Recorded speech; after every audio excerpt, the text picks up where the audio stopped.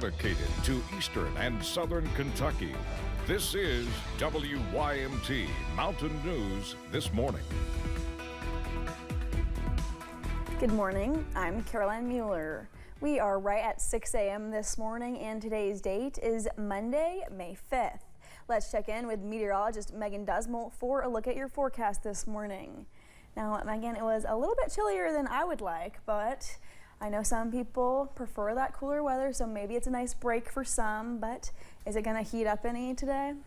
It will be warming up a little bit, but it is still going to be a cooler day. I know this is what Amelia would call a perfect day, getting only up to 60 degrees. So let's kind of break up that forecast, starting off with visibility this morning, seeing a little bit of fog in the region. Again, just be careful if you're driving on the road. Be aware of other drivers. Here's a look at live pinpoint Doppler radar, because another thing you have to contend with this morning is the rain. Right now on I-75, continuing to track as we go through the next couple hours. Going to see those rain chances pretty much all day long. Here's a look at those chillier temperatures Caroline was talking about. I mean, it's cold. 45 degrees right now in Hazard, seeing some upper 40s across the region. 48 for London, 49 in Manchester, and we'll continue to see those temperatures warm up to only the upper 50s and low 60s. So it's going to be a cooler day. Make sure you're dressing appropriately as you go through the next couple hours. Here's a look at the breakdown. Feels like temperature is hitting a high as you head into the afternoon. Caroline. Megan, thanks. Nearly a year after his death, the family of former Powell County Judge Executive James Anderson is fighting a legal battle. Anderson died last May while moving a concrete slab at a Jackson County construction site. Family members say the development company he was overseeing filed a lawsuit against his estate, but attorneys for the family say they have the evidence to prove his death was not only avoidable, but caused by illegal work practices. Grayson Passmore has the story.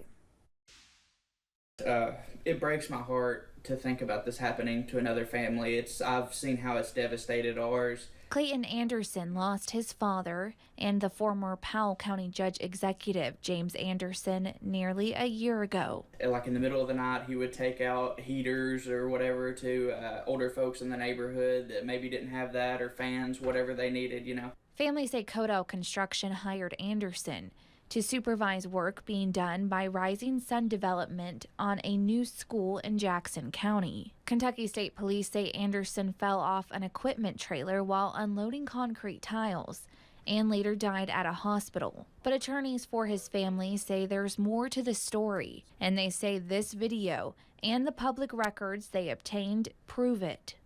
Rising Sun is using, in essence, a forklift to unload these 3,000-pound slabs in an illegal, unlawful method called free rigging. And that's not using the correct equipment. They didn't have heavy enough equipment nor enough manpower. Attorney Robert Roark says Anderson was on the back of this truck. The crew of only a few men unloaded one slab, and before they could remove a second, the driver of the truck moved forward.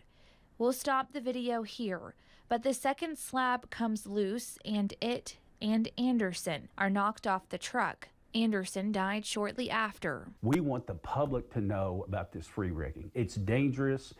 They've got to get the message. Contractors have to get the message. You can't do this and put these people at risk. Roark says Rising Sun filed a lawsuit against the Anderson family and his estate. In response, attorneys filed this counterclaim on the family's behalf to try and prove in court that Anderson's death was preventable. This was totally avoidable. In Lexington, Grayson Passmore, WKYT. We did reach out to Rising Sun Development for comment, and we have not heard back yet. During last Thursday's Team Kentucky meeting, Governor Andy Beshear revealed Kentucky saw a more than 30% decrease in drug overdose deaths from 2023 to 2024.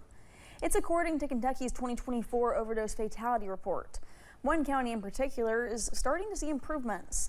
Bath County saw the highest overdose death rate per capita across the Commonwealth in 2022, according to Kentucky's overdose fatality report released the following year.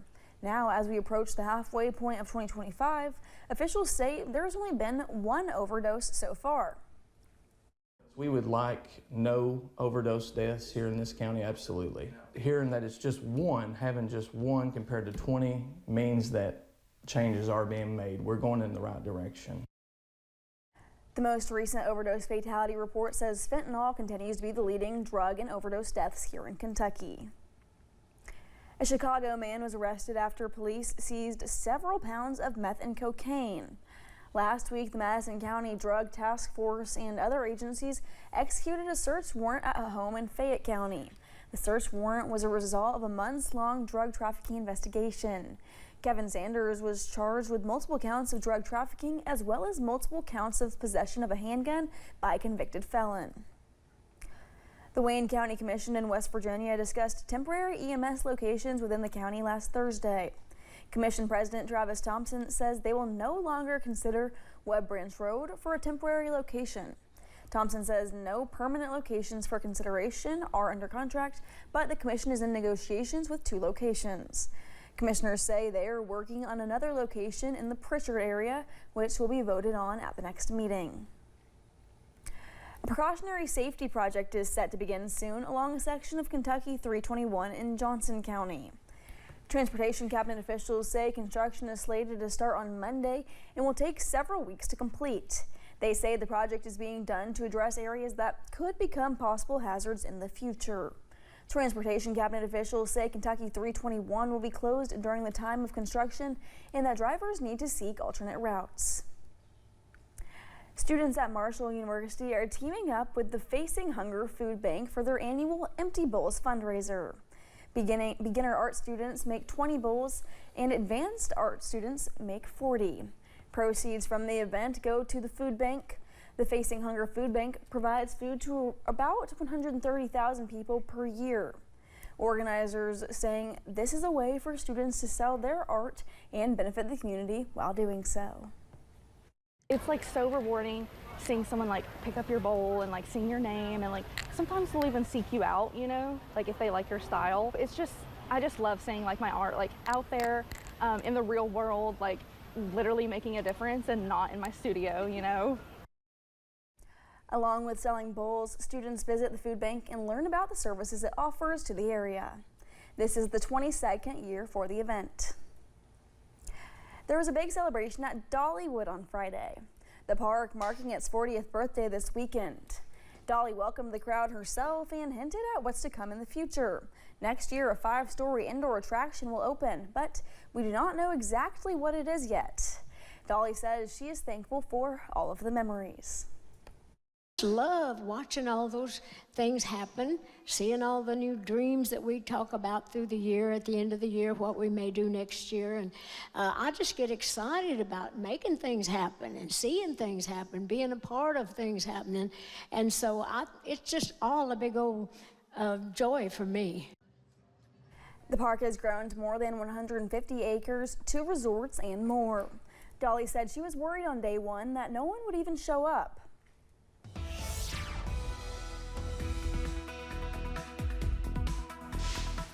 Break out those sweatshirts today, as it is not only a chilly start to your day, but this afternoon will be a lot cooler than what we saw last week. Here's a look at those temperatures, mainly in the upper 40s. However, we're seeing some mid-40s across the region too. 45 in Hazard, 45 in Wise, and 46 in Clintwood and Williamsburg. Here's a look at the high temperatures of the day, upper 50s and low 60s.